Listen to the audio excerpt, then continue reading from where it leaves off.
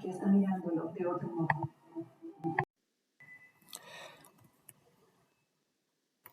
Bueno, buenas noches con todos. Ya siendo 7:09 de la noche, damos inicio a la sesión del día de hoy. Para esta oportunidad vamos a iniciar revisando un caso práctico. Comenzamos. El caso práctico está en este archivo Word. Nos dice, la empresa Sagitario por el ejercicio 2020 ha obtenido una utilidad contable de 500.000. Entonces, conforme al artículo 33, que revisamos la clase anterior, nosotros tenemos que partir de nuestra utilidad contable y ahí hacer una conciliación tributaria en base a adiciones y deducciones, y conforme a ello llegaremos a nuestra utilidad tributaria o renta neta imponible. Entonces comenzamos. Partimos de una utilidad contable. El monto es de 500.000, colocamos aquí 500.000. Listo. A partir de ahí vamos a hacer adiciones y deducciones de tal forma que lleguemos a un resultado para fines tributarios. Esta es nuestra utilidad conforme a las normas contables, y lo que vamos a buscar nosotros es llegar a una utilidad para fines tributarios.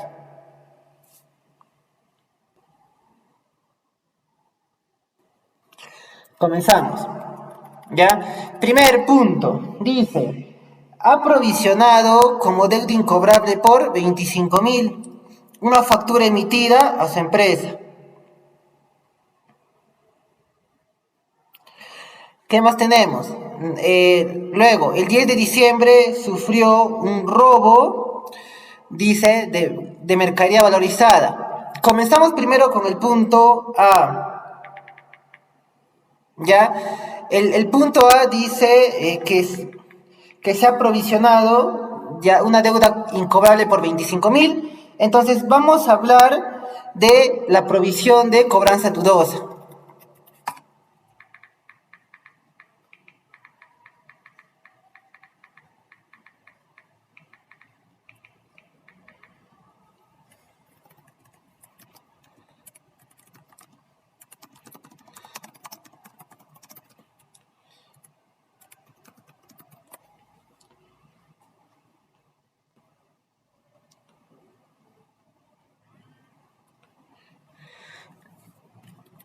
Nosotros contablemente a la provisión por cobranza dudosa la registramos de la siguiente forma.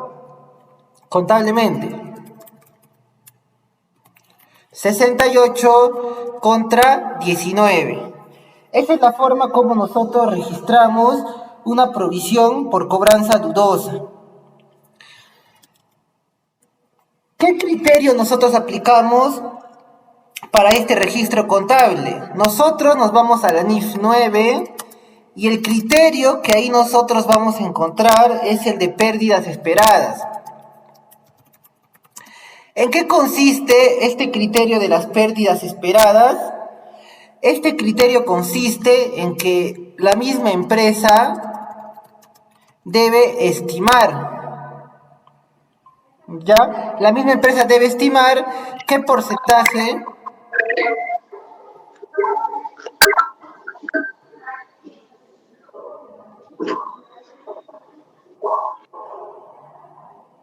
¿qué porcentaje del total de cuentas por cobrar que tiene, de ello no va a poder realizar el cobro? Nosotros en la práctica vamos a realizar ventas a nuestros clientes. Algunas ventas serán al crédito, otras ventas serán al contado. En algunos casos vamos a tener algunos clientes que no nos van a pagar por la venta que le realicemos, por diversos motivos. De repente nuestro cliente está pasando por malos momentos financieros, ¿ya? O por X motivos, pero no nos va a realizar el pago de la deuda. Ahí es donde aplicamos esta provisión de cobranza dudosa. Ese es el criterio contable. Ahora, el criterio tributario es el siguiente. Nosotros tenemos que cumplir una serie de requisitos para que este gasto, porque es un gasto, está en una cuenta de gasto, la cuenta 68, para que este gasto sea un gasto aceptado. ¿Cuáles son los requisitos que se debe cumplir? Primero, que la deuda se encuentre vencida. Es el primer requisito que debemos de tener. La deuda tiene que encontrarse vencida. El otro requisito que debemos de cumplir es que se realizó las gestiones de cobranza. Es decir, nosotros hemos intentado cobrar esta deuda de repente a través de avisos, a través de cartas, correos, etcétera, a nuestro cliente que nos adeuda. A eso se referencia las gestiones de cobranza. Y por último, demostrar las dificultades financieras de nuestro cliente. Esos son los requisitos que debemos de cumplir nosotros para que sea válido este asiento para fines tributarios. Recuerden, elemento 6, cuenta 68, un gasto, tiene incidencia directa en nuestro resultado. Por último, lo que también debe pasar es que la deuda esté vencida por más de 12 meses. Si la deuda se encuentra vencida por un periodo superior a los 12 meses, entonces ya no va a ser necesario que nosotros cumplamos con estos 3 requisitos. Lógicamente que si ya venció más de un año, ya es lo más probable es que no nos paguen. Es por eso que este requisito permite saltarnos los requisitos anteriores. Ahora, nota. No se puede provisionar deudas entre vinculadas y lo otro, no se puede provisionar deudas garantizadas. Listo. 2 puntos. Primero, si es una deuda entre vinculadas, de repente a mí me debe mi sucursal. Entonces no es válido realizar la provisión de cobranza dudosa. Ojo, tributariamente estamos hablando. Y lo otro es, no se puede provisionar deudas garantizadas. De repente esa deuda está garantizada por una prenda. De repente, como hacen los bancos, las hipotecas. ¿Las hipotecas en qué se garantizan? Se garantizan en inmuebles, ¿ya? Así parecido también es aquí. Si tiene garantía esa deuda, entonces no se puede realizar la provisión de cobranza dudosa. Hemos hablado de la provisión de cobranza dudosa, aquí hemos hablado del criterio contable y aquí del criterio tributario. Vamos aquí a nuestro enunciado. ¿Qué nos dice nuestro enunciado? Se ha provisionado como deuda incobrable el monto de 25.000. Es una factura emitida a una empresa vinculada. Entonces, aquí está la clave. Está emitido a una empresa vinculada. Si está emitido a una empresa vinculada, ¿será válida esta provisión? No, no es válido. Ahora, como hemos visto, estos 25.000 están en una cuenta 68. Por lo tanto, tienen incidencia directa en nuestra utilidad de aquí. Yo me pregunto, estos 25.000 son gasto. Si yo retiro este gasto, ¿mi utilidad incrementará o disminuirá? Nuestra utilidad va a incrementar, ya que yo estoy retirando mi gasto. Aquí tenemos que hacer una adición. ¿Por qué adición? Porque nosotros vamos a incrementar nuestra utilidad. Ponemos aquí cobranza dudosa. El monto nos dice que es de 25.000. Listo. Siguiente punto. El 10 de diciembre sufrió un robo de mercadería valorizada en 15.000. A la fecha del cierre del ejercicio, la Policía Nacional todavía no ha concluido su investigación. Hablamos en este caso de un robo, y es algo que mucho le puede suceder a las empresas. De repente, de noche, ingresan al almacén, ¿no?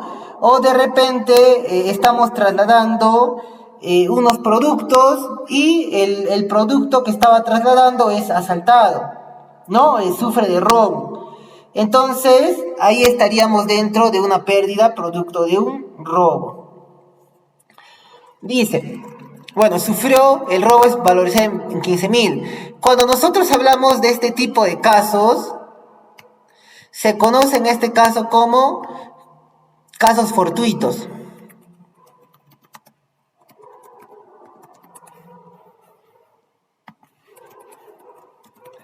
Los casos fortuitos abarcan dos tipos de gasto.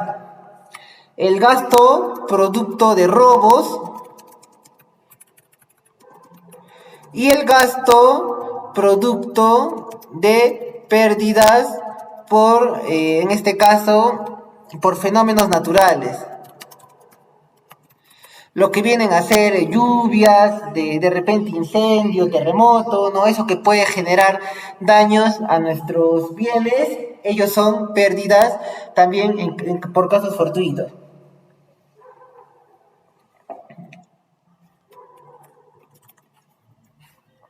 En el caso de pérdidas por fenómenos naturales, la forma de sustentar el gasto para fines tributarios es a través de informe, ¿no? A través de un informe que demuestre los daños causados.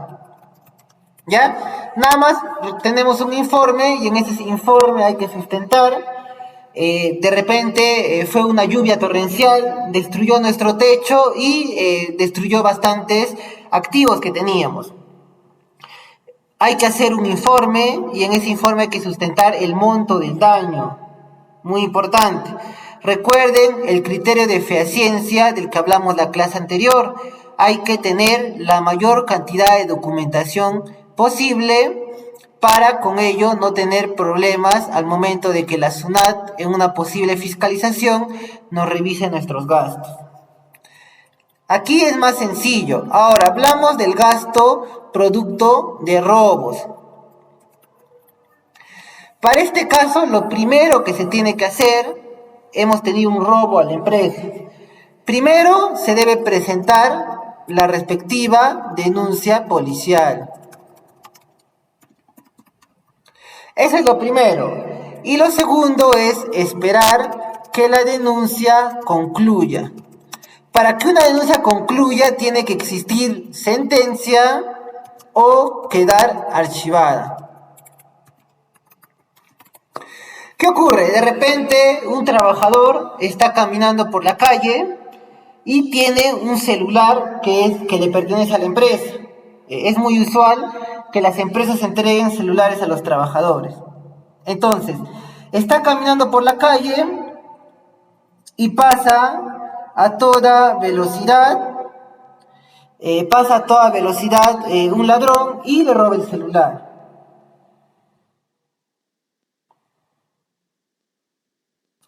¿Qué ocurriría? Lo primero es que nosotros, como es de la empresa, del activo, para que sea gasto aceptado para fines tributarios, nosotros tendríamos que ir a la comisaría y presentar la respectiva denuncia. Ahora, esta denuncia puede ocurrir lo siguiente. De repente identifican al ladrón, entonces se le procesa al delincuente. Ahí tendrá que existir una sentencia. Ese es el primer caso. Y el segundo caso, que es lo más probable que ocurra, es que no se puede identificar a quién fue el responsable del robo. Porque de repente nos robaron y el delincuente se fue a toda velocidad y desapareció por ahí. ¿Cómo yo ubico a ese ladrón? No se puede ubicar, entonces ahí se archiva la denuncia. Pero en ambos casos es válido para el uso del gasto. Habiendo dicho ello, vamos a nuestro enunciado. El 10 de diciembre sufrió un robo de mercancía valorizada en 15.000. A la fecha del cierre del ejercicio, la Policía Nacional todavía no ha concluido su investigación. Si la policía todavía no ha concluido su investigación, se entiende que no existe ni sentencia ni ha quedado archivada la denuncia. Entonces, ese gasto no es válido para fines tributarios. ¿Qué tenemos que hacer? Una adición. Aquí colocamos gasto por robo. El monto nos dice que es, en este caso es de 15.000. Entonces colocamos 15.000 soles. Siguiente punto, punto C. Al jefe de logística se le entrega diariamente 30 soles por concepto de movilidad sustentado en la planilla de movilidad. Ya, aquí tenemos un gasto que es muy importante.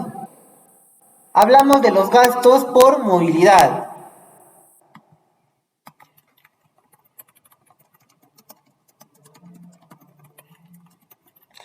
Nosotros, en el día a día de una empresa, de repente vamos a tener que hacer trámites, vamos a tener que ir a comprar productos, etcétera. Ahí nosotros vamos a tener que incurrir en gastos de movilidad. De repente yo quiero mandar a una persona a que haga un trámite en la municipalidad. Entonces, no creo que lo mande caminando. De repente está cerca, le mando caminando. Pero ¿qué ocurre si está lejos? Si está lejos, le tendré que enviar no sé, en un taxi, en una combi, en un bus, etc. Ahora, primero hay que hablar del sustento. Yo puedo sustentar los gastos por movilidad, uno, con comprobante de pago, que debería ser la factura. Ahí está, comprobante de pago, factura.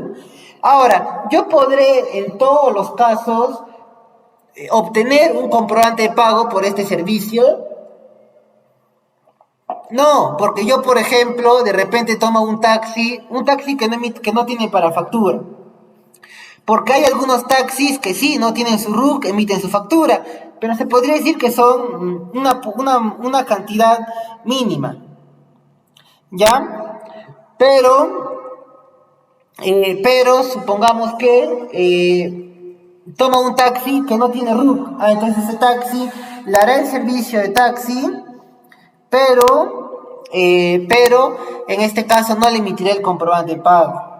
Igual si sube a una combi, la combi tampoco emite comprobante de pago y por ello mismo no está en la obligación, incluso conforme al reglamento de comprobantes de pago, no se está en la obligación de emitir el respectivo comprobante de pago por el transporte público, ya sea combis, ómnibus, etc.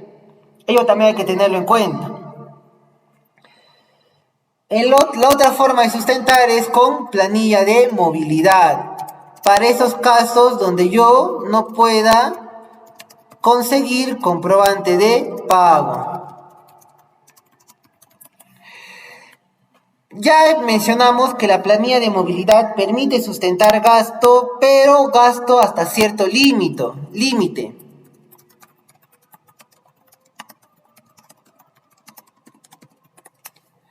Eso hay que tenerlo en cuenta. ¿Cuánto es el límite que me permite sustentar la planilla de movilidad? El límite diario por trabajador es de 37,20 céntimos. Este es lo máximo que un trabajador puede sustentar por gasto con planilla de movilidad, 37 soles con 20 céntimos. Supongamos que aquí tenemos al trabajador Juan. Este trabajador Juan, el día, no sé, le ponemos 15 de agosto. 15 de agosto tuvo un gasto en planilla de movilidad por 50 soles. ¿Ya? De repente hizo una ruta larga, le mandamos en taxi, el taxi nos cobró 25 soles cada tramo, ida y vuelta 50 soles. ¿Cómo trabajaría aquí? El gasto aceptado sería 37,20 y el exceso sería la resta, 50 menos 37,20. Ese exceso, que para este caso es 2 soles con 80, sería un gasto no aceptado. Así es como se trabaja con ese límite.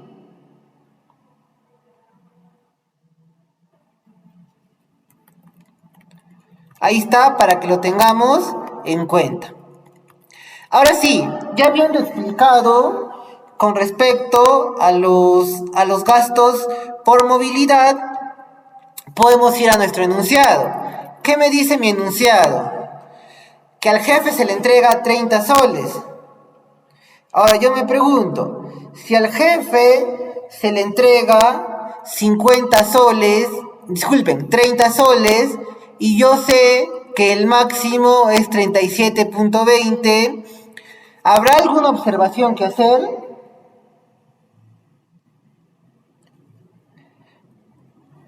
Está dentro del límite, no hay observación que hacer, entonces para este punto de aquí no hay ninguna observación que hacer. Él nada más gasta, él gasta nada más, en este caso, 30 soles, y el límite es 37,20, entonces no hay ninguna observación que realizar. Pasamos al punto D. Ha obtenido ingresos por drawback por el monto de, en este caso nos dice 10.000 soles. Ahora hablemos de, en este caso cuando hablamos del drawback, hablemos de los ingresos por mandato de ley.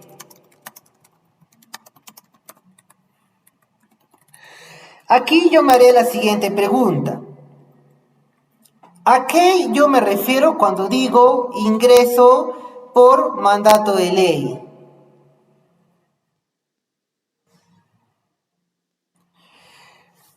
Estos ingresos por mandato de ley son aquellos beneficios que, producto de una norma, generan un desembolso a favor de la empresa.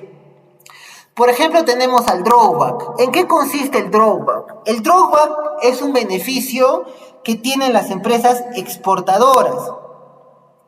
¿En qué consiste este beneficio?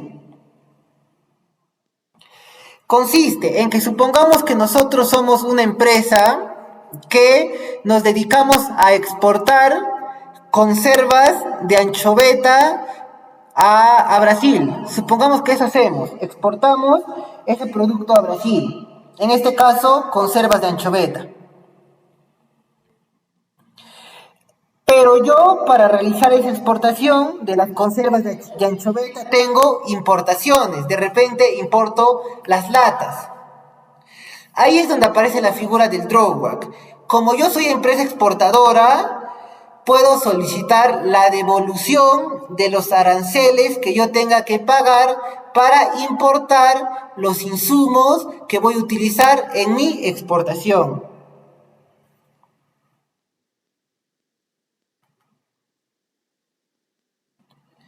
En eso consiste. Si yo voy a gastar en aranceles o voy a tener que pagar aranceles por insumos que luego voy a usar para exportar, como en este caso estamos mencionando las latas. Entonces, el drawback es un beneficio que va a hacer que el Estado me devuelva esos gastos que yo tengo en insumos. Entonces se genera un ingreso a mi favor, un ingreso por mandato de ley. Estos ingresos no están afectos al impuesto a la renta. Por lo tanto, son ingresos no gravados con el impuesto a la renta. Ingresos inafectos también se les podría decir. Listo. Habiendo dicho ello, vamos a mencionar otros ejemplos de ingresos por mandato de ley. Tenemos el drawback, del cual ya estamos hablando. Tenemos el saldo a favor del exportador. Tenemos los intereses por devoluciones. Supongamos que yo le realizo un pago indebido a la SUNAT. Yo declaré, mis ventas eran por 1.000 soles y yo se me pasó un cero y puse 10.000. Entonces, pagué más impuestos del que yo debía pagar. Lo que ahí yo tengo que hacer es rectificar mi declaración y presentar una solicitud de devolución por el exceso pagado. Ahora, la SUNAT recibirá mi solicitud de devolución y hasta que me devuelva va a pasar bastante tiempo, más de un mes incluso. ¿Ya? Entonces, la SUNAT por todo ese lapso de tiempo, desde que recibe el pago indebido hasta que realiza la devolución, me tiene que pagar intereses. La tasa de interés que se aplica es la tasa de interés moratoria, que actualmente está en 0.9% desde abril de este año. Entonces, en base a esa tasa de interés me dará intereses, que son intereses bajos porque la tasa es bien baja, ¿ya? Pero también son ingresos a mi favor, también son ingresos por mandato de ley, por lo tanto no están afectos al impuesto a la renta. Habiendo explicado este punto, nos vamos a nuestro enunciado. Tenemos ingresos por drawback por 10.000. Ya hemos mencionado que el drawback es un ingreso por mandato de ley, por lo tanto es un ingreso no grabado. Al ser un ingreso no grabado, yo voy a tener que retirar el ingreso de mi utilidad. Ahora, yo me pregunto, si cuando retiro un gasto hago adición, cuando retiro un ingreso, ¿qué voy a hacer? Voy a hacer deducción. Listo. Y aquí colocamos el ingreso por drawback. Como yo retiro este ingreso que no está grabado con el impuesto a la renta, ahora va a ir restando. ¿Cuánto es el monto? El monto es 10.000. Es una deducción. Siguiente punto, el punto número E. Dice que ha gastado en el pintado de su local en diciembre 4.000 más IGB, el 50% se canceló en efectivo y el saldo con depósito en cuenta del proveedor. Listo. Eso es lo que nos está mencionando para este caso.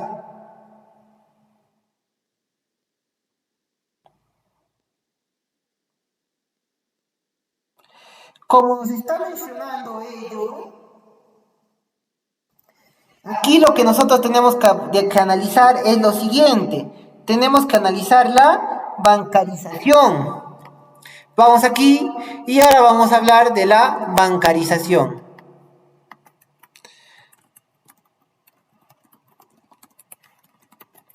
Eso también lo mencionamos en la sesión anterior. ¿La bancarización en qué consiste? Cuando nosotros hablamos de importe de la operación, aquí hablamos de importe de la operación que supere 2 puntos, en soles, en dólares. En soles, los 3.500 y en dólares, los $1.000. Cuando yo hablo de importes que superan en soles 3.500 soles y en dólares $1.000, los pagos se deben hacer con medios bancarios. Listo. Ahora, ¿y qué es el importe de la operación? El importe de la operación viene a ser el importe de la factura menos notas de crédito más notas de débito asociadas a la misma. Listo. Entonces, ¿ustedes qué tienen que ver? Yo tengo una factura por 5.000 soles.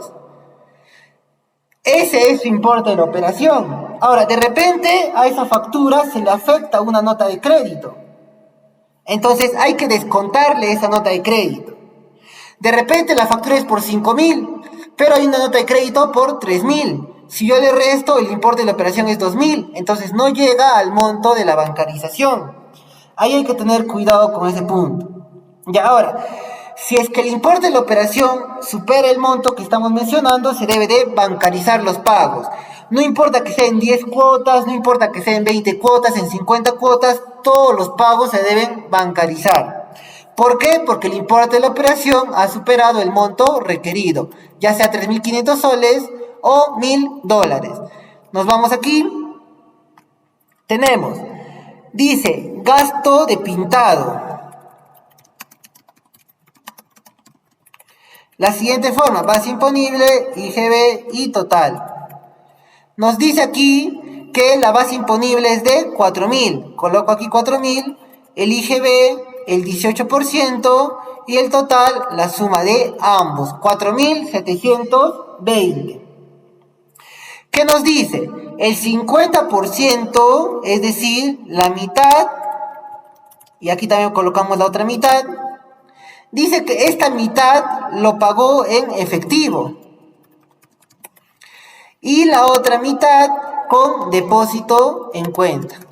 Es decir, aquí está bancarizado. Listo. Y el primero es depósito en efectivo, no está bancarizado. Entonces, aquí lo que tenemos que tener en cuenta es el importe de la operación supera el monto requerido. El monto requerido es 3.500 soles. Aquí tenemos 4.720. ¿Supera? Sí. Sí supera. Lo otro que hay que tener en cuenta, se pagó la mitad en efectivo y la otra mitad se pagó con depósito en cuenta. Yo me pregunto aquí, ¿será obligatorio que se paguen todos a través del banco? O de repente, si yo no pagué una parte con el banco, nada más esa parte me desconocen el gasto. Miren, si nosotros no bancarizamos el 100%, ya no será válido ni el gasto ni el IGB. Hay que tener en cuenta que el IGB de la compra es crédito fiscal. Eso también hay que tenerlo en cuenta, es muy importante. Va a ir restándole a mi IGB ventas. Eso es muy importante que también lo tengamos en cuenta. Basta que yo no bancarice el 2%, ¿ya? Y ya no es válido, porque el requisito es que se bancarice el 100%. En este caso nada más se bancarizó el 50%, por lo tanto, ni el gasto ni el IGB son válidos para efectos tributarios. Entonces vamos aquí y en adición colocamos aquí el gasto no bancarizado. El monto es de 4.720. Y ahora ustedes dirán, ¿por qué 4.720? Miren, yo, por ejemplo, si registraría esta operación, mi asiento sería así, 63, 40, 42. ¿Cierto? Aquí está 4.000, aquí está mi IGB, y aquí está mi importe total, que es 4.720. En esta cuenta 40 va el IGB, que sea crédito fiscal. Aquí está, ¿por qué? Porque es crédito fiscal. Pero yo estoy mencionando que si no se bancariza, ya no es válido ni el IGB ni el gasto.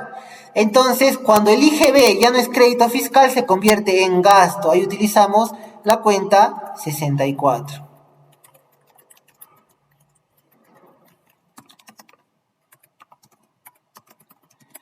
Y este 64 es un gasto no aceptado. Y como es un gasto no aceptado, yo lo considero parte de la adición, que sería 4.720. Siguiente punto. Punto F. Tenemos servicios publicitarios del proveedor Marketing S.A. en abril por 3.000 más IGB y octubre por 4.000 más IGB. El proveedor a partir de agosto está en la condición de no habido hasta enero del 2021. Un punto muy importante. Hablamos en este caso de los gastos con no habidos.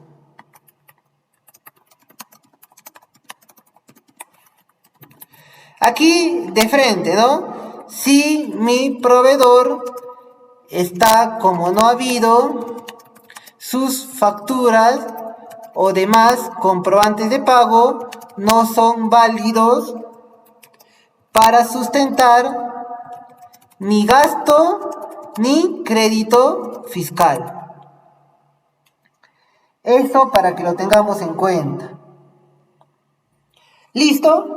De repente ustedes reciben una factura Hay que revisar que el emisor de esa factura no tenga la condición de no habido. Ya, eso hay que revisar bien. Es por eso que incluso hoy en día muchos softwares contables llevan ese control, ¿no? Revisan que la condición del proveedor sea no habido y esté activo. Y eso lo hemos revisado cuando hemos visto el Concar en las primeras sesiones. El mismo Concar también nos avisa si es que está como no habido o si es que está como habido. Eso lo hemos revisado en las primeras sesiones. Listo. Entonces vamos a analizar nuestro caso. Dice que tenemos en abril, ya, aquí hablamos de qué tipo de servicio, marketing, ¿no? Es marketing, es un gasto por servicio. En abril tenemos la siguiente factura.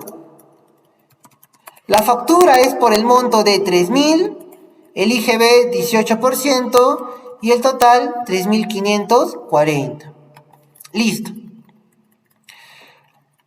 ¿Qué más tenemos? Y luego tenemos en octubre por 4.000 más IGB. Entonces, luego también vamos a tener aquí en octubre por el monto de 4.000 más IGB. Listo. Dice, el proveedor a partir de agosto está en la condición de no habido. Entonces aquí colocamos agosto y aquí va a estar en la condición de no habido. Listo. Pintamos de rojo la condición de no habido. Ya, pero un rojo que sea un rojo más claro, ya así. Listo. Ahí está. Está en la condición de no habido. Dice hasta enero del 2021. Entonces, hasta enero del 2021 vamos a tener esta condición de no habido. ¿Ya? Listo. Ahora sí, analicemos el caso. Primero, en abril está con la condición de habido. Entonces, aquí no tengo ningún problema.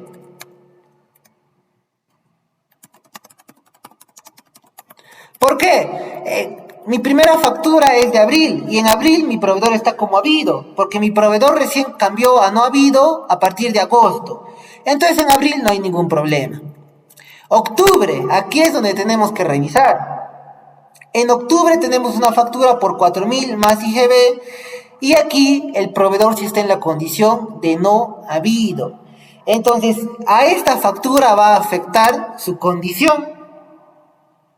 Pero hay que analizar más a fondo este caso, ¿ya? La ley del impuesto a la renta nos da una salida para estos casos. Ya dice, mira, está bien, tú registraste un comprobante de pago de tu proveedor cuando tenía la condición de no habido. No has debido de hacer eso, pero lo has hecho. Está bien.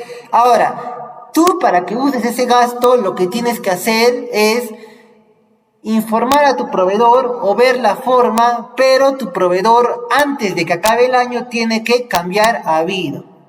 ¿Ya? Entonces, si el proveedor antes de fin de año cambia a habido, ¿ya?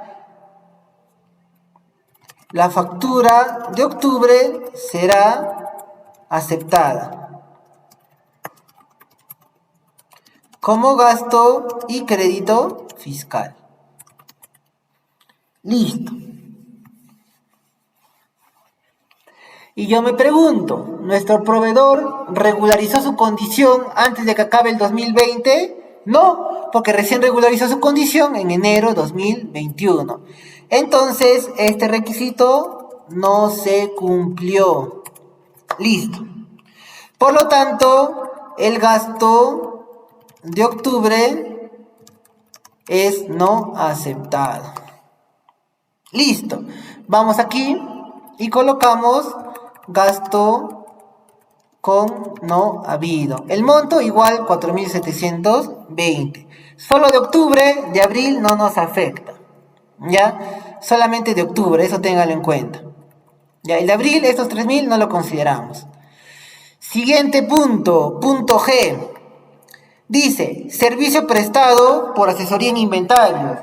Recibo por honorarios emitido en diciembre de 2020 pagada en mayo de 2021 por la suma de 5.000 soles. En este punto nosotros vamos a hablar de lo siguiente. Vamos a hablar del criterio percibido.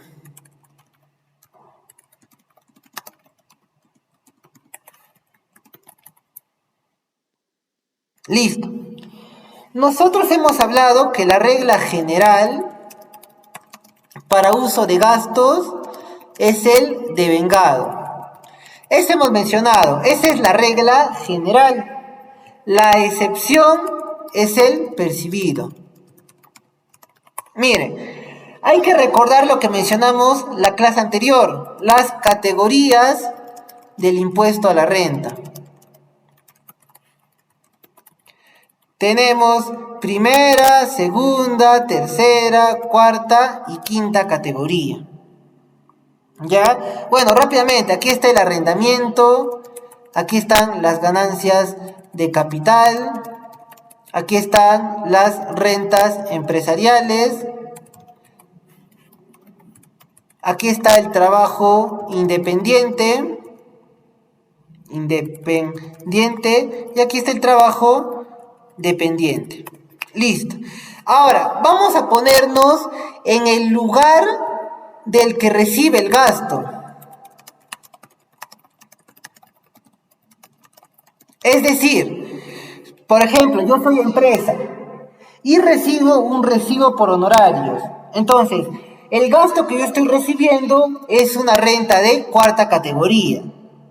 Igual, yo le tengo que pagar a mis trabajadores. Yo recibo ahí un gasto de quinta categoría. Yo le alquilé un local a una persona. Entonces tengo que pagar renta de primera categoría. Ahora, el criterio del gasto es el siguiente. Si yo voy a registrar un gasto que proviene de renta de primera categoría, el criterio es el devengado. Si es de segunda categoría, el criterio es el percibido. Si es de tercera categoría, es también el devengado. Si tengo gastos entre empresas, es decir, tercera categoría, va a ser el devengado. Luego, si es de cuarta categoría, percibido. Si es de quinta categoría, percibido. Listo. En este caso es de cuarta categoría porque tenemos un recibo por honorarios.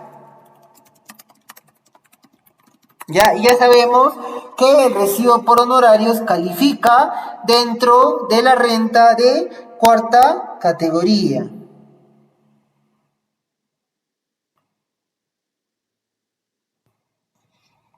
Seguimos bajando. Ahora sí hablemos. ¿Y en qué consiste el percibido?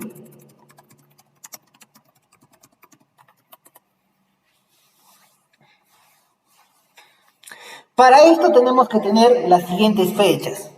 Primero, fecha de devengo. Listo. Segundo, tenemos que tener en cuenta la fecha de pago. Y por último, la fecha de vencimiento de la DJ anual. Esas tres fechas nosotros tenemos que tener. Primero, fecha... Listo. Primero tenemos que tener la fecha del devengo.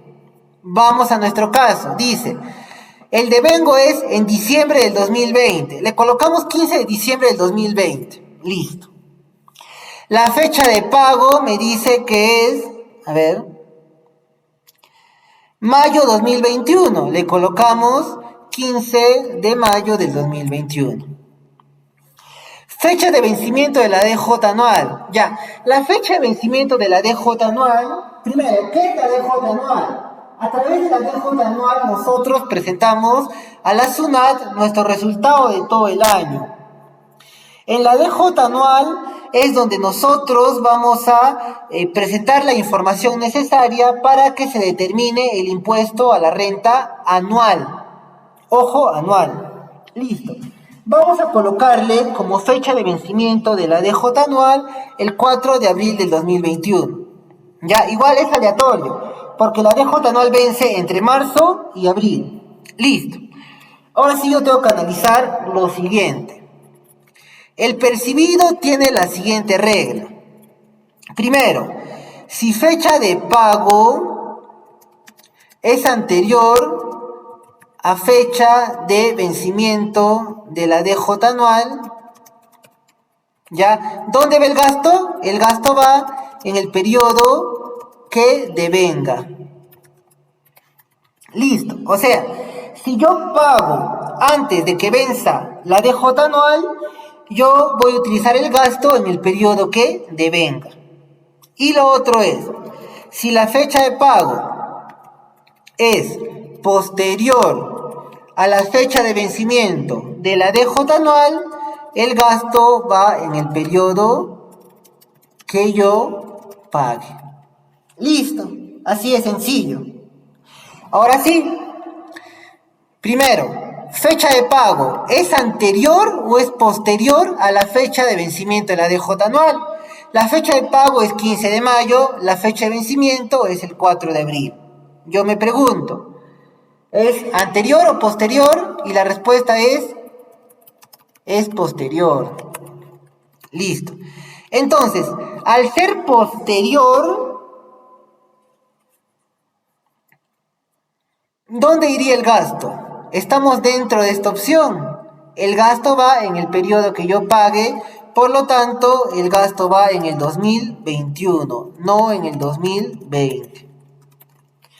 Como mi resultado es del 2020, yo lo tengo que retirar del 2020. Vamos aquí a nuestro planteamiento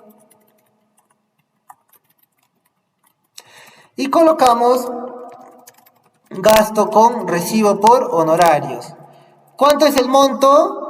El monto es 5.000 soles. 5.000 soles. Listo. Del punto G pasamos al punto H. Dice, ha provisionado como gasto la multa al conductor del vehículo por haber cruzado la luz roja, por la suma de 500 soles.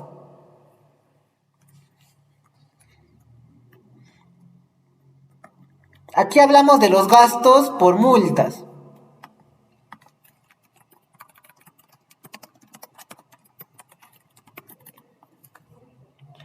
Hablemos de todo lo que son gastos por multas, infracciones de instituciones del sector público.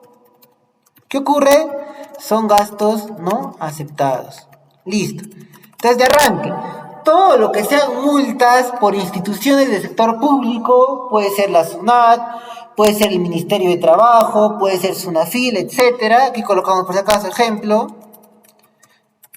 SUNAT, ¿no? Indecopi también multa bastante, Indecopi, SUNAFIL, ya, DIGEMIT, el Ministerio de Trabajo, ya ahí están, etcétera. Todos estos son gastos no aceptados. Entonces, yo tengo en este caso es una multa por infracción de tránsito, es del sector público. Es una multa con la policía, ya es una institución pública del Estado.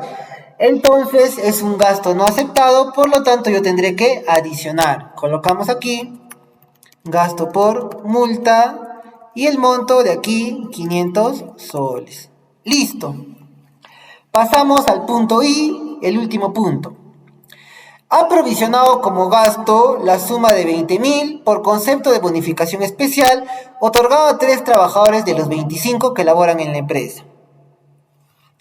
Aquí hablamos del criterio de generalidad.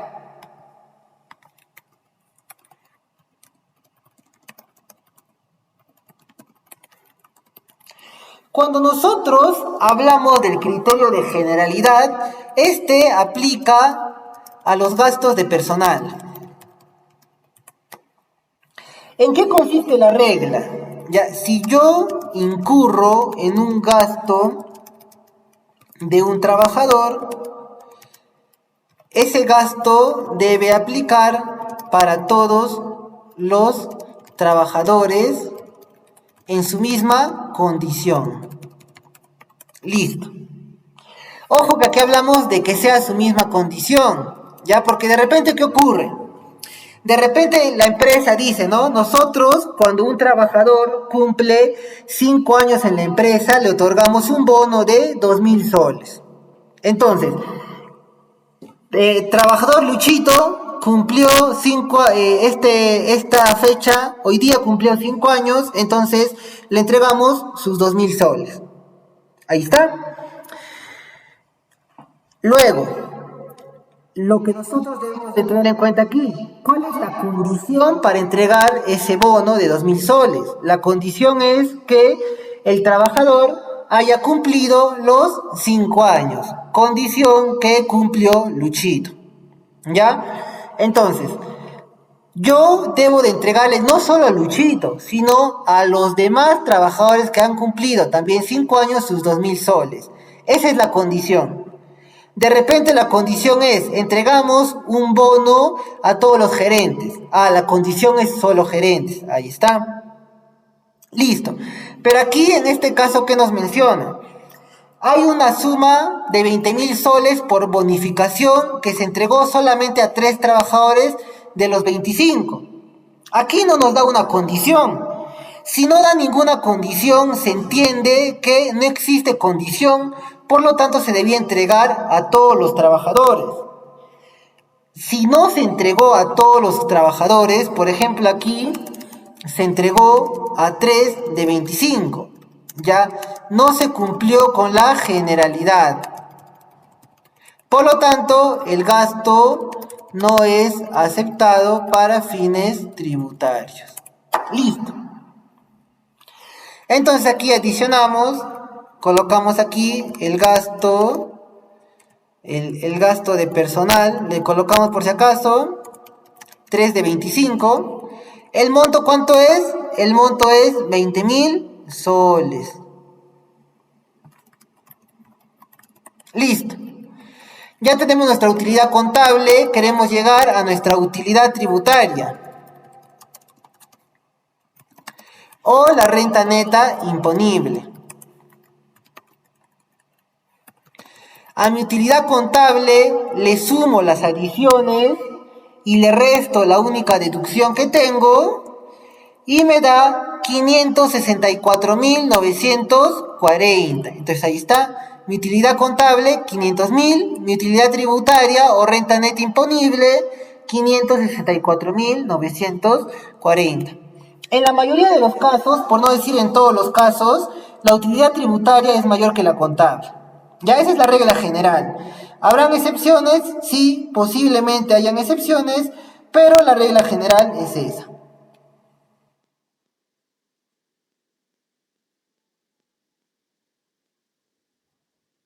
Ahora sí, continuamos. Existen 2 regímenes tributarios. Bueno, en el Perú existen 4, pero solamente 2 regímenes tributarios están obligados a presentar su declaración jurada anual, que son el régimen MIPE tributario y el régimen general. Esos 2 regímenes tributarios. Ahora, primero comenzamos con el MIPE tributario. El régimen MIPE tributario aplica la siguiente fórmula. Primeras 15 UITs, como estamos calculando del 2020, la UIT 2020 es 4.300. ¿Cuánto es 15 por 4.300? 64.500. Y luego tenemos el exceso. El exceso de la renta neta menos las 15 UITs. Ahí está. ¿Cuánto nos da? Nos da 500.440. Yo estoy separando ahí. Ya, igual total es mi renta neta imponible. Es lo mismo. Nada más separo 15 UITs y separo el exceso de 15 UITs. A las primeras 15 UITs se aplica la tasa del 10%. Y al exceso la tasa de 29.5%. Listo. Y bueno, sumo, ¿no? Sumo ambos. Y al final tendré 154.079,80 céntimos. Listo. Este será para el primer caso. Segundo caso, el régimen general. El régimen general sí se aplica al 100% de la renta neta la tasa del 29.5%. Entonces, 29.5% por 564.940 y nos da 166.657. Bueno, la SUNAT lo va a redondear a soles. Aquí sería 154.080 y aquí sería 166.657. Ahí está. ¿Cómo se calcula en ambos regímenes tributarios? ¿No? Más sencillo en el régimen general. En el régimen MIPE tributario hay que separar en 15 UITs y en el exceso. Pero ahí está. Lógicamente el régimen MIPE tributario va a pagar menos impuesto que el régimen general. Y eso sería todo para nuestro caso práctico. ¿Ya? Bueno, aquí también nos habla de que existen pagos a cuenta de 150.000.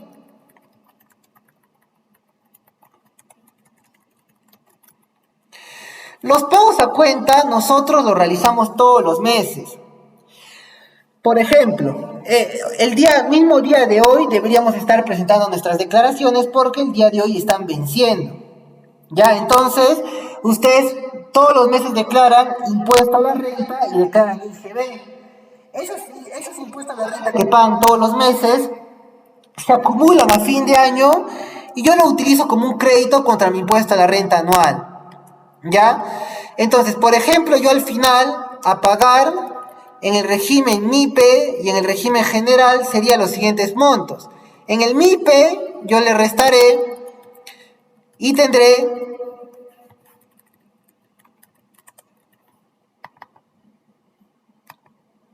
4.080. Y en el régimen general 16.657. Estoy aplicando los pagos a cuenta que yo he realizado. Eso es lo que estoy haciendo. Ese es el proceso para determinar el impuesto a la renta. Ya, este proceso se hace con la presentación de la declaración jurada anual. ¿Alguna duda, consulta con respecto a este caso práctico?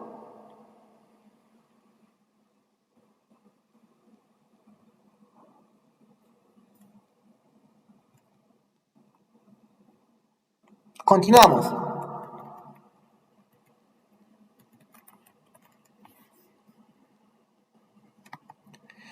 Ahora aquí lo que nosotros tenemos es un segundo caso práctico para profundizar más en este tema del cálculo del impuesto a la renta. Tenemos Productos Avícolas Inforcont, esa es la empresa, que nos dice, la actividad económica que tiene es la elaboración de piensos, alimento seco, ¿ya? Preparado para animales. El régimen tributario es el régimen general.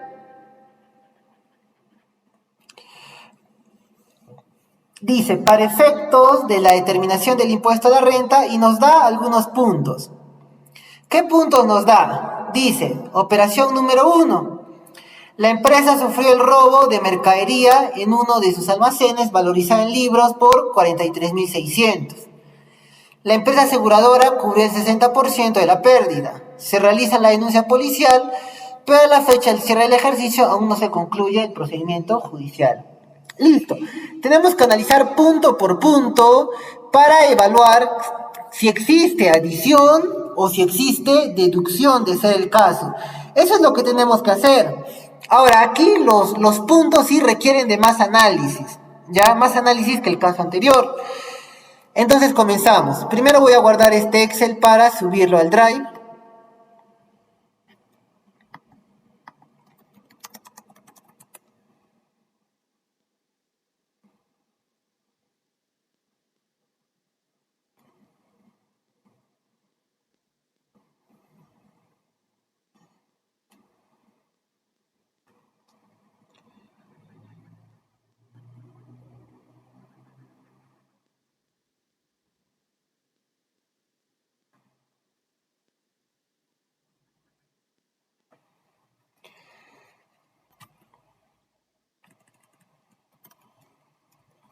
Listo.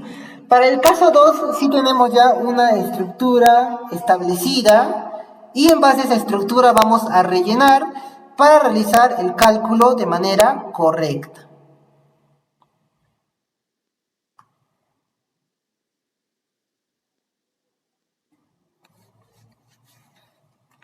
Primer punto.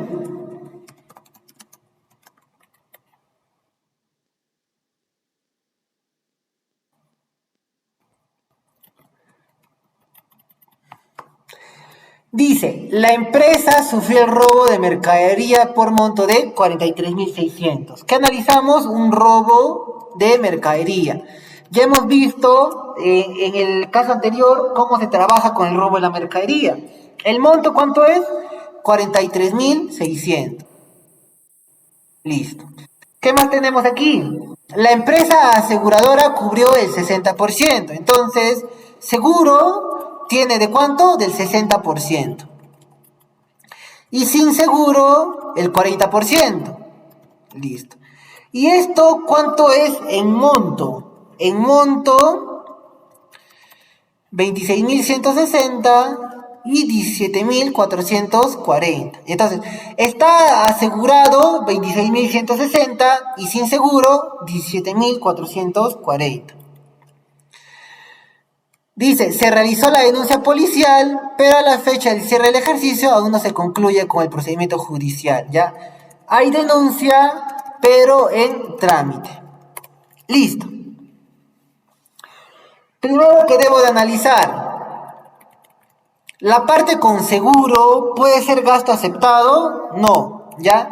Si tiene seguro, es gasto no aceptado. Listo, entonces, esto de arranque es gasto no aceptado. Ya está. Luego, hay que analizar el 40% que no tiene seguro.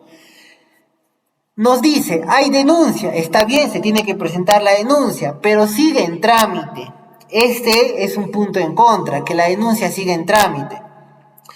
Como la denuncia sigue en trámite, este tampoco es un gasto aceptado. No es un gasto no aceptado, en tanto no concluya la denuncia.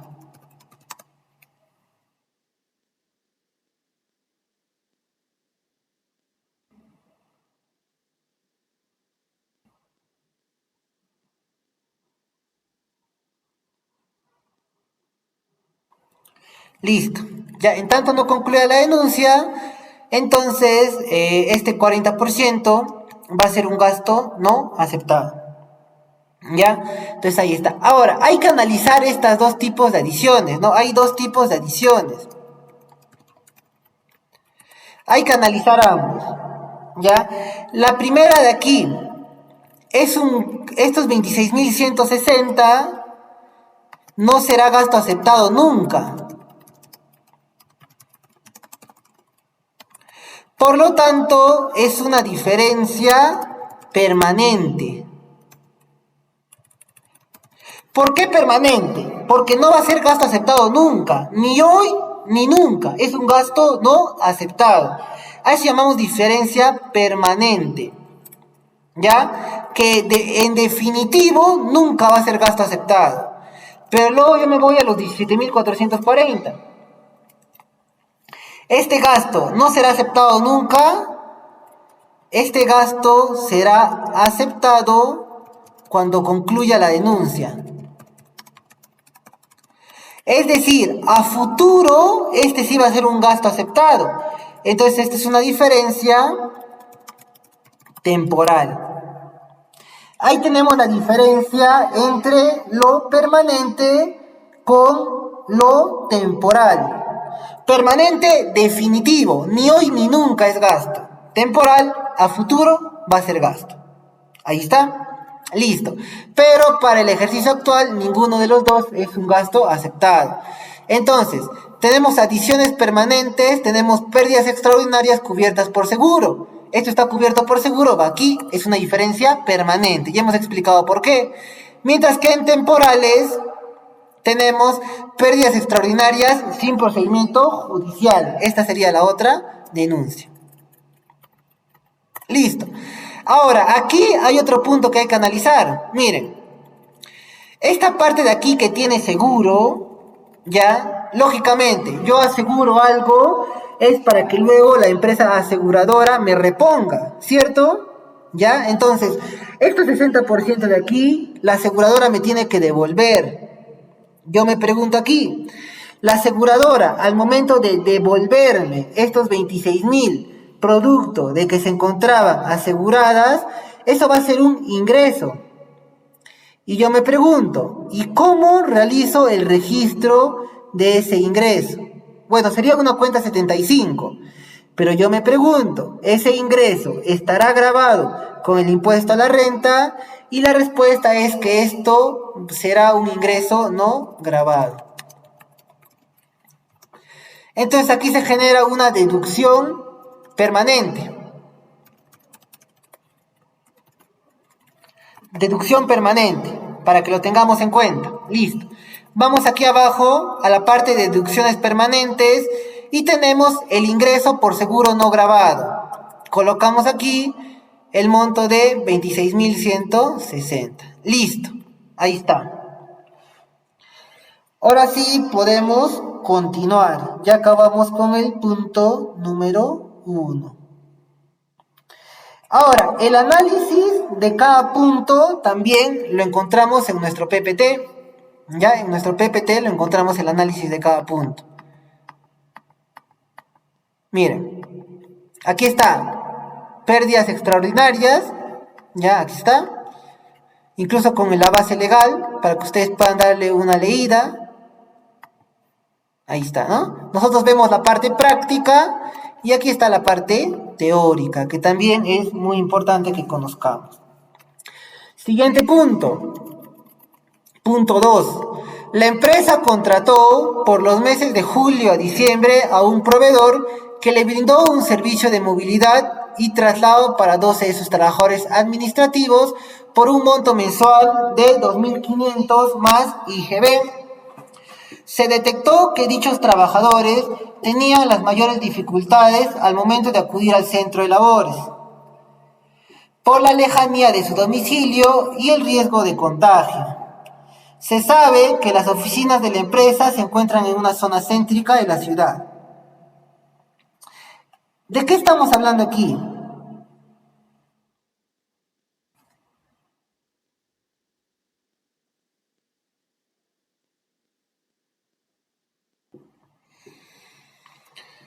Tenemos en este caso, bueno, no es muy usual que algunas empresas contraten un servicio de movilidad para sus trabajadores.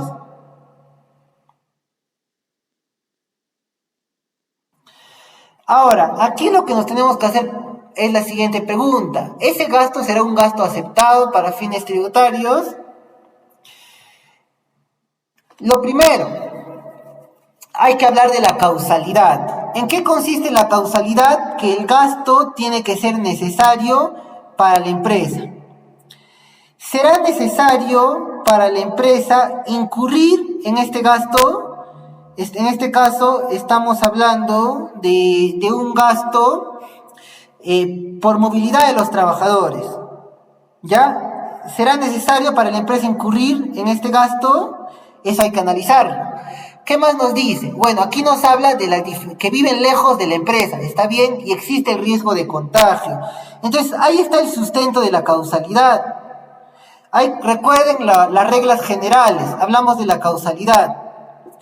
Nosotros tenemos aquí que ver ese punto, ¿ya? ¿Este gasto es necesario? Sí. ¿Por qué? Porque esos trabajadores viven lejos de la empresa y existe un riesgo de contagio. Y que los trabajadores se contagien perjudicaría a la empresa. Entonces, sí es un gasto necesario. ¿Habría alguna observación que realizar? No, no habría que realizar ninguna observación. Igual el sustento lo tenemos aquí. Miren. Si bien en un contexto regular, el gasto de traslado del trabajador desde su domicilio al centro de labores, que no se encuentre ubicado en una zona de difícil accesibilidad, no resultaría razonable que el empleador lo asuma. No obstante, existen circunstancias especiales que ameritan el servicio, como puede ser el estado de emergencia sanitaria y el alto riesgo de contagio. ¿Ve?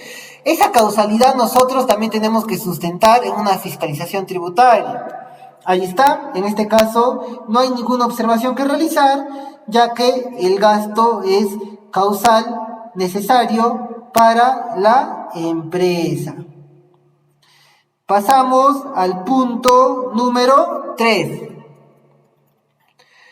Durante el ejercicio 2020, la empresa ha invertido en un curso de especialización en industria alimentaria para el gerente de producción por el monto de 8.200 soles. ¿Ya está? Hablamos en este caso de gasto en capacitación. Nosotros hace un momento hemos hablado del criterio de generalidad.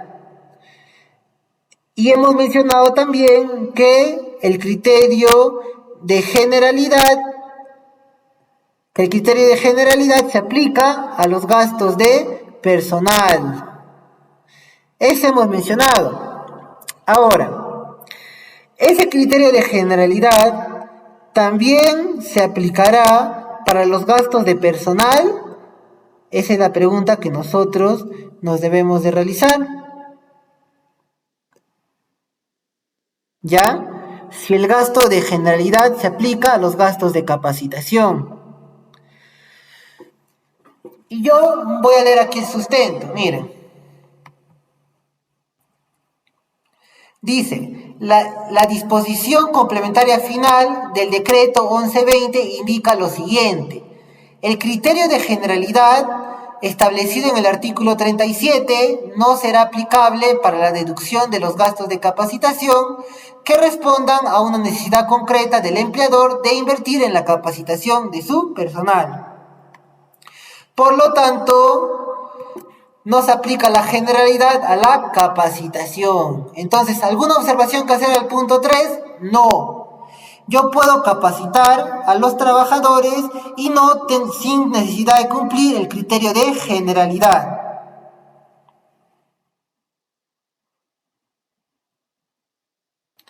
Continuamos.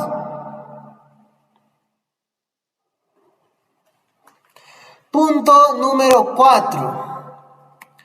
Durante el año se han realizado las siguientes donaciones. Donación de dinero mediante cheque a un hospital del MINSA, 44.800 para la compra de oxígeno. El donatario le emitió una resolución que acredita que la donación fue aceptada y un acta de entrega. Realizó en el mes de diciembre la entrega de alimentos y víveres a las familias más afectadas. Gasto 15.610. Listo. Aquí vamos a hablar de los gastos en donaciones. Y para ello sí necesitamos de nuestro Excel. Ahora hablamos del punto, en este caso es el punto número 4.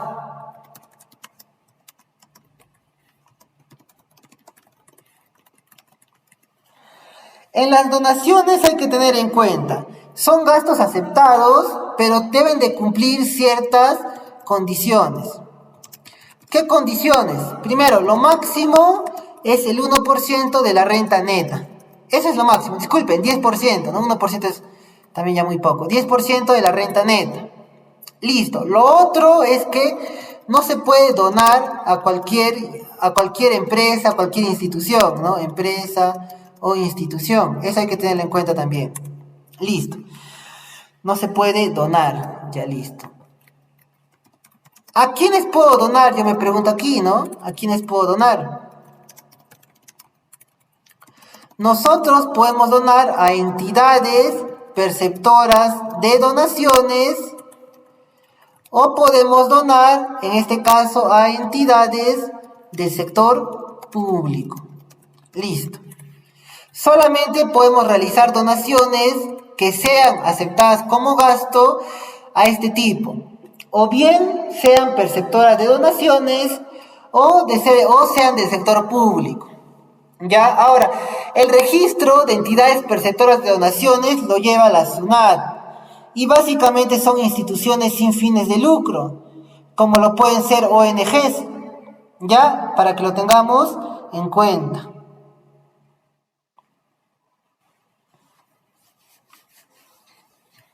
Ahora sí, analicemos nuestro caso. Dice, primero se donó al MINSA 44.800. Listo, primero al MINSA 44.800. ¿Es válido? Sí es válido. ¿Por qué? Porque es institución pública. Pública o del Estado. Listo. Siguiente caso. Realizó el mes de diciembre entrega de alimentos y víveres a las familias más afectadas de la localidad por 15.610. Dos familias afectadas. ¿Por qué monto? Por el monto de 15.610. ¿Este es válido? No es válido. ¿Por qué? No son perceptores de donaciones. ¿Ya? Y así, familias como tal no pueden ser perceptoras de donaciones, tienen que ser instituciones. De repente como comunidad se podrían hacer, pero así como familias no podrían ser perceptoras de donaciones. Entonces, la adición está aquí. Este es un gasto no aceptado. Nos vamos aquí y colocamos en adiciones permanentes las donaciones. Aquí está. ¿Cuánto es el monto? El monto es 15.610. Ya está. Continuamos. Punto número 5. Dice, bueno, ya saben, el sustento lo encuentran aquí en nuestro PPT. Aquí está con respecto a las donaciones. Ya, ahí está, para que también lo tengan en cuenta. Ya aquí analiza, ¿no? Donación no aceptada, ya, en este caso ahí está. Y la donación aceptada, listo. Siguiente punto, el punto número 5. Dice, en el mes de febrero, la empresa, en aplicación de la normativa contable, ha realizado la contabilización de desvalorización de inventarios por 35.000 soles. Dice, esto a partir de que se determinó que había un lote de mercancía en mal estado al 1 de febrero. Por ello se realizó la destrucción, para lo cual se hizo la comunicación a SUNAT 6 días hábiles antes de la destrucción, que se realizó frente a notario público. Asimismo, en el mes de noviembre efectuó una nueva desvalorización por un importe de 14.000, por lo cual sustentó internamente con un informe técnico realizando la comunicación. Listo. Primero que hablemos de la desvalorización de existencias. Entramos aquí al punto 5. Desvalorización de existencias. El criterio contable es el valor neto realizable. ¿Qué es el valor neto realizable? Es el precio al que espero vender menos costos para terminar y menos gastos para la venta. Listo. Ese es el valor neto realizable. ¿Ya? De repente mi mercadería se desvalorizó, entonces yo tengo que calcular el valor neto realizable. Si el valor neto realizable me sale 100 soles y el producto está en mi contabilidad por 150, yo rebajaré en 50 soles. El asiento es así, ¿no? 69 contra 29. Es gasto. Listo. Ese es el criterio contable. Ahora, ¿cuál será el criterio tributario? El criterio tributario es el siguiente. Para que sea válido, yo debo destruir los bienes. Listo. Hay que tener en cuenta también lo siguiente. A partir de mayo 2020 se realizó modificaciones a la destrucción. ¿Ya? Antes del 2020, ¿cómo era? Ya se destruía en todos los casos en presencia de notario.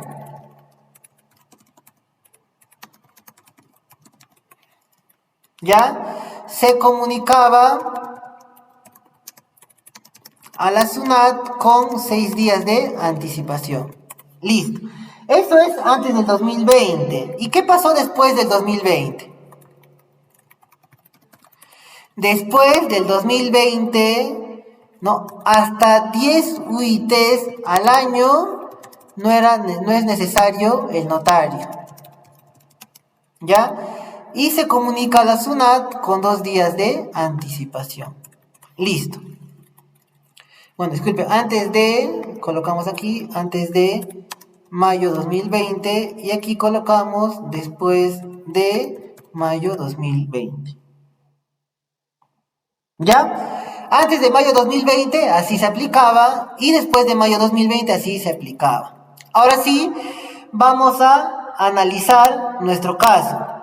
Dice, primero, el monto que nos dice aquí es de 35,000, en este caso esto es en febrero, entonces colocamos aquí, febrero, ¿qué pasó? 35,000. Esto es en presencia de notario. Listo. ¿Qué más tenemos? Luego tenemos en mayo. ¿Qué monto tenemos nosotros en mayo? 14,000.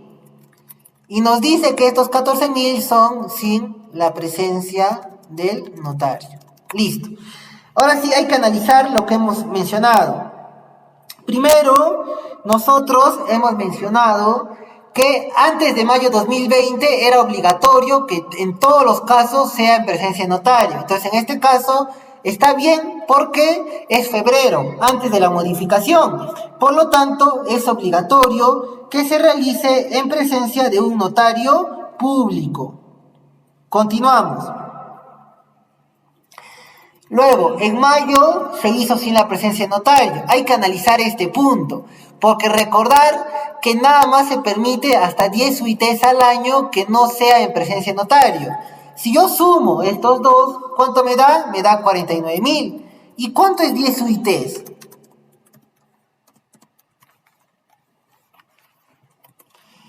10 por 4,300, porque estamos en el 2020, 43,000. ¿Qué pasó? Hay exceso. Por lo tanto, la destrucción se debió realizar en presencia de notario.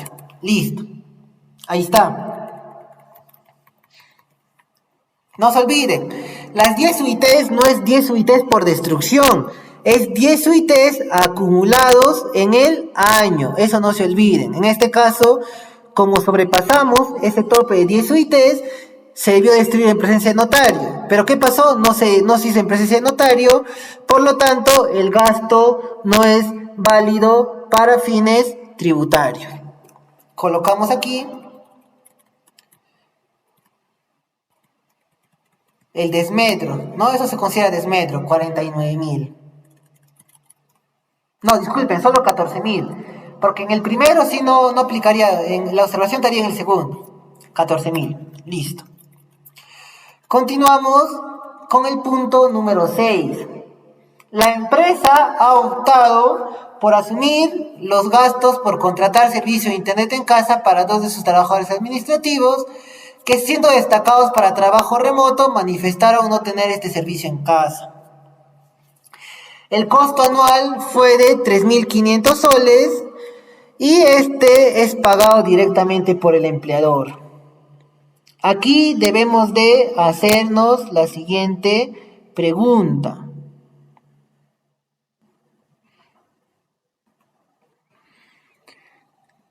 ¿Es un gasto aceptado que la empresa asuma los gastos de internet del trabajador?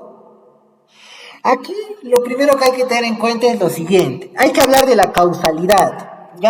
Ya saben, causalidad, el gasto es necesario para la empresa. De eso hay que hablar. Yo me pregunto, ¿será necesario el gasto de incurrir en contratar internet para los trabajadores? Primero me hago esa pregunta. ¿Cuál será la respuesta? ¿Sí o no? La respuesta es sí. ¿Ya? en este caso, es sí. ¿Por qué? Hay que tener en cuenta que por la producto de la pandemia, muchas personas, incluso en el mismo estado, están utilizando el teletrabajo o trabajo remoto, o trabajo desde casa, ¿ya? Entonces, en ese caso, lógicamente en ese caso, se tendría que asumir los gastos de conexión de los trabajadores, o al menos darle alguna compensación. Porque si yo trabajo desde mi casa, voy a tener gastos de mayor uso de internet, mayor uso de energía eléctrica, principalmente esos dos, ¿ya? Entonces, ahí está. Dada la coyuntura, en este caso sí sería un gasto aceptado para fines tributarios. El otro punto que hay que también nosotros tener en cuenta es el siguiente. En materia laboral, para evitar cualquier tipo de problema con el tema del gasto, si es causal o no, siempre hay que considerar en el contrato del trabajador estos puntos. Por ejemplo, si yo coloco en el contrato del trabajador, la empresa y el trabajador acuerdan que la empresa asume los gastos de conexión del trabajador, entonces ya el contrato va a mandar y lógicamente va a ser un gasto aceptado. Ya esa es la recomendación siempre. Siempre que tenga un trabajador así, conceptos especiales, hay que considerarlos en su contrato. Entonces, para el punto número 6 no hay ninguna observación que realizar, ya que para este caso, el gasto sí es aceptado. Igual el sustento, ya saben, aquí en nuestro PPT. Igual aquí de la destrucción, aquí está el sustento. Las 10 UITs hasta 43.000. Ahora sería hasta 44.000 porque 2021 la UIT vale 100 soles más. Pero ahí está, el sustento lo encuentran aquí, en la PPT. Estamos hablando ahora aquí de los gastos vinculados al trabajo remoto. Miren, este decreto de aquí, el 010-2020, dice: las partes pueden acordar la compensación de los gastos adicionales derivados del uso de medios o mecanismos, para lo que se recomienda en este punto dejar constancia de la situación particular de los trabajadores seleccionados para la realización del trabajo remoto y la decisión de que se les pueda cubrir el gasto por internet. ¿Ven? Entonces ahí está el sustento. Se podría decir el sustento con base legal, que este gasto sí es aceptado para fines tributarios. Siguiente punto número 7. En el mes de enero 2021, a la empresa le emitieron una factura electrónica por un servicio de asesoría legal, recibido en el mes de noviembre de 2020 por el monto de 13.500 soles. ¿Qué más nos dice? La empresa provisionó el gasto en su ejercicio. Ya, este punto es muy interesante y mucho nos ocurre con los gastos, en este caso de diciembre. Mucho nos va a ocurrir con ese tipo de gastos y nosotros diremos ¿por qué? Porque ocurre lo siguiente. Miren, vamos a analizar este punto, el punto número 7.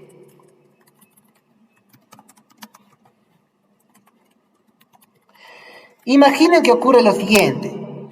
Me prestan servicio de limpieza. Listo. La fecha que se realiza el servicio de limpieza es el 30 de diciembre del 2020. Ya el monto colocamos aquí 5.000 soles. Pero ¿qué ocurre? Que la empresa me va a emitir la factura. Ya, la empresa me emite la factura el 5 de enero del 2021. Aquí emite la factura. Ahora, yo me pregunto aquí lo siguiente. Es un servicio de limpieza de otra empresa, ya, de otra empresa. Es renta de tercera categoría, ya, para que no genere confusión con el percibido, etcétera, ya. Es tercera categoría, por lo tanto se aplica el criterio del devengado. Listo. Ahora sí. Yo sé que devengó, aquí devengó. Pero yo recién emití la factura el año siguiente, ¿no? El año siguiente se emite la factura. Ahora, yo aquí me pregunto, ¿cómo yo considero el gasto? Considero el gasto cuando devengó en el 2020, está bien, pero ¿será válido este gasto? Esa es la pregunta que yo me debo de hacer. ¿Será válido?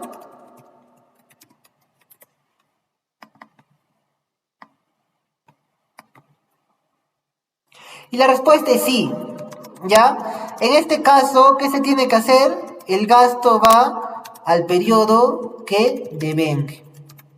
Listo, ya es muy importante eso. Ya, eso no quiere decir, no, ya devengó el gasto, entonces yo considero el gasto. Igual tiene que haber factura. Así sea posterior, pero tiene que haber factura. Pero el gasto tiene que ir al periodo de devengo. Ya eso téngalo en cuenta, es muy importante, porque esto mucho ocurre con las facturas del mes de diciembre.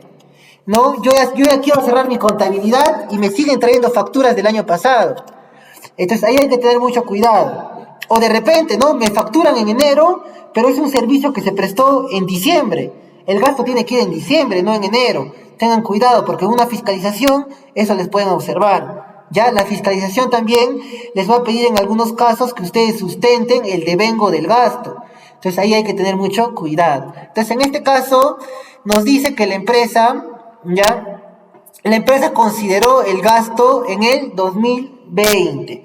Por lo tanto, no habría ninguna observación que realizar. Si el gasto está en el 2020 y deben en el 2020, no hay ninguna observación. Punto número 8. En el mes de diciembre, la empresa brindó un servicio a una empresa domiciliada en Ecuador. El servicio constó de una asistencia técnica para la elaboración de una nueva variedad de productos, mediante informe y videoconferencia.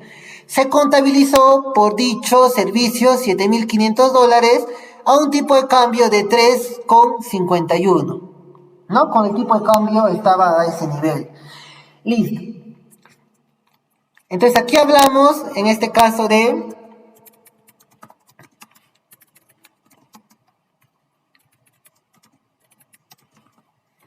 Ojo, aquí hablamos de un ingreso por servicio prestado en Ecuador. Ya, ojo, es un ingreso nuestro, porque nosotros hemos prestado el servicio en Ecuador, entonces es Ecuador, la empresa domiciliada en Ecuador nos hizo el respectivo pago. Listo. ¿Qué más nos dice? Ya, bueno, es un servicio, listo, consta en una asistencia técnica, listo, se contabilizó, listo. Ya está. Aquí lo que hay que tener en cuenta es lo siguiente, ¿ya? Primero, ¿cómo funcionaría habitualmente un ingreso en el exterior? ¿Qué ocurre? De repente nosotros hacemos una empresa, no sé, de reparación de vehículos, ¿ya? Entonces, nos contratan en Chile. Yo me voy a Chile, mejor a otro país, nos contratan en Venezuela, ya nos contratan en Venezuela. Entonces, ¿qué ocurre? Yo voy y le presto el servicio a la empresa venezolana.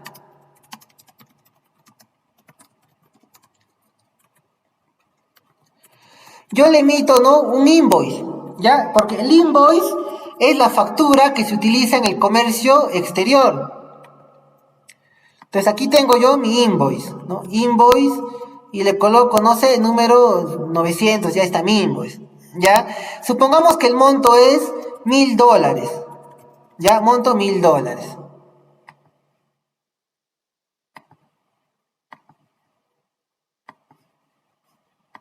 Ya está. Nuestro monto, $1,000, ahí está. Ahora sí, ¿qué va a pasar aquí? Lo que pasa es que la empresa venezolana, al pagarme, me va a retener un porcentaje. De los $1,000 me va a retener, supongamos que el 20%, ¿ya? Y esto ellos lo entregan a su fisco. Y yo solo recibiré el 80%, que sería el restante. Listo. Igual funciona cuando nosotros contratamos los servicios de una empresa extranjera, también aquí le hacemos la retención del 30%. igual ellos nos hacen la retención. Luego, ¿qué ocurre? Yo a SUNAT luego le tengo que declarar este ingreso. A SUNAT le declaro mi ingreso de $1,000, ya de 1,000, y se le resta, ¿no? Menos la retención. Y en Perú tributamos por los 800, ¿ya? Y aquí se tributa en Perú. Listo, ya, entonces, sobre esto nosotros tributaremos.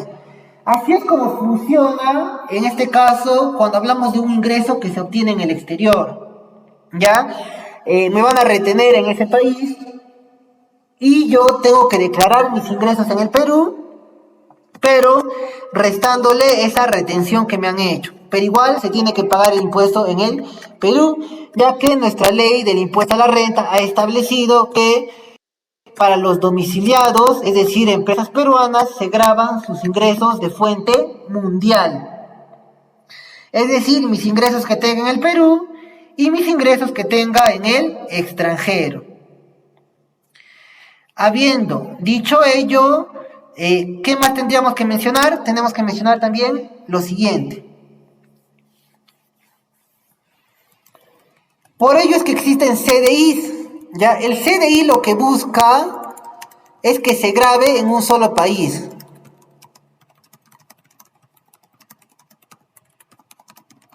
Aquí estamos viendo que se está grabando en dos países. En Venezuela se paga un monto y en Perú se va a pagar otro monto. El CDI que busca que se grabe en un solo país. Aquí hay que mencionar a la decisión 578. ¿Ya? Aquí hablamos de la CAN. Los países de la CAN son Perú, Ecuador, Colombia y Bolivia. Entre estos países tenemos una serie de acuerdos que buscan beneficiarse entre ellos. Por ejemplo, si ustedes tienen un título universitario, ese título universitario es válido también en esos países. Igual, si viene aquí un colombiano, su título universitario es válido en Perú. Ese es un acuerdo, por ejemplo, de la decisión 578. ¿Ya? Y el importante es aquí. En el caso de operaciones, el impuesto a la renta se grava en el país fuente de ingreso. Y yo me pregunto, ¿cuál es el país fuente de ingreso?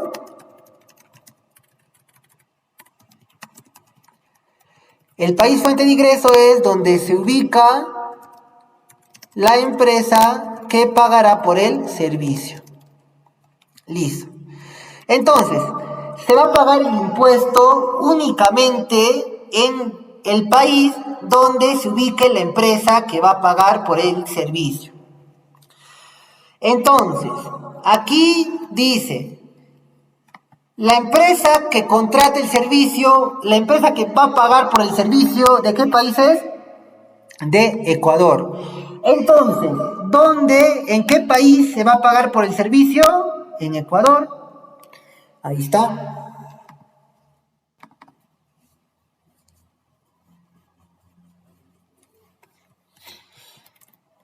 ¿Cuánto es el monto?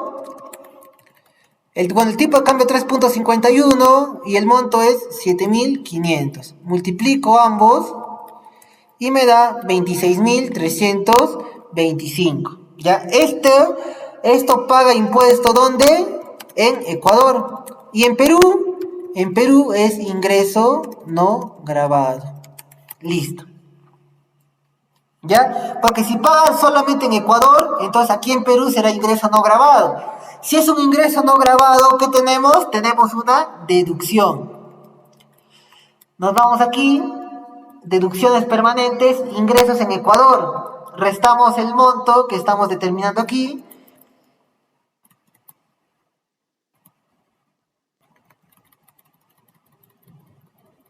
$26.325. Listo. Una vez hemos revisado ya los 8 puntos, vamos nosotros a determinar nuestro impuesto a la renta. Colocamos aquí Tenemos nuestra utilidad según balance de comprobación, el dato nos dan aquí. Ya, la utilidad de según balance, a ver, por aquí está, ¿ves? 715.200. Colocamos ese monto. 715.200. A esto le tenemos que sumar las adiciones.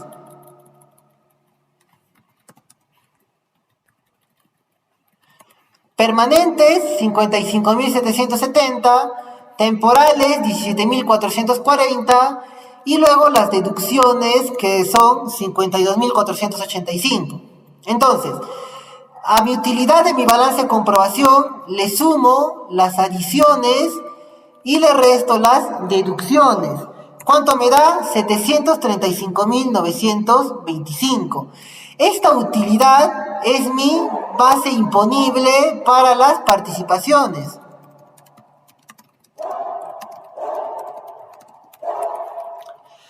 Sobre esta base imponible aplico el 10%. Recuerden el tema de participaciones, lo hemos visto. Listo. Ahora sí tengo mi utilidad contable antes de impuestos, es mi utilidad de balance, menos la participación de los trabajadores. Listo. Total, adiciones permanentes. ¿Cuántas son las permanentes? Aquí están.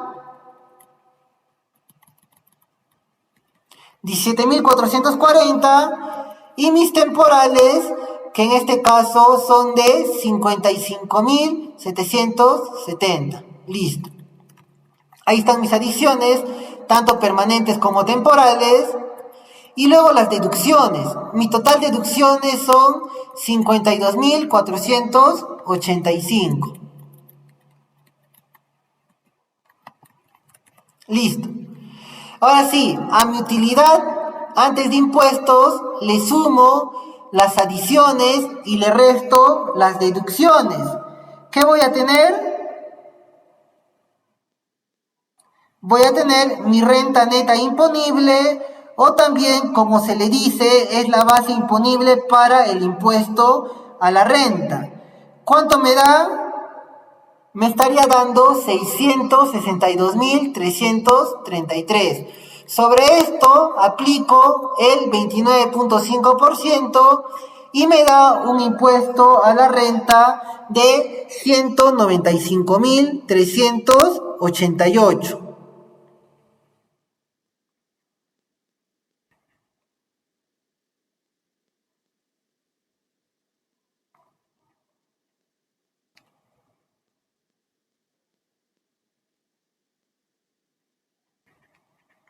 Luego tenemos que restar en los créditos. Pagos a cuenta. ¿Cuánto tenemos de pagos a cuentas? Aquí está, 103.268. Y por último, el ITAN. Ya, el ITAN es otro crédito que se aplica contra el impuesto a la renta. Ya, el ITAN, si bien es cierto, no está en nuestro temario, les voy a compartir un curso grabado de ITAN, ya que se dictó en marzo. Ya les voy a compartir ese curso grabado de ITAN para que ustedes sepan también en qué consiste el ITAN. El ITAN también se usa como crédito contra el impuesto a la renta. ¿Cuánto es el monto? 13.886. Listo. Entonces, a mi impuesto a la renta le resto los créditos y el saldo a pagar es de 78.234. Ese es el proceso para determinar el impuesto a la renta. En este caso ya han sido puntos un poco más complejos, se podrían decir. Ya hemos hablado de la diferencia permanente y temporal, eso también hay que tenerlo en cuenta. Y ahí está. Con respecto a este segundo caso práctico, ¿habrá alguna duda o consulta?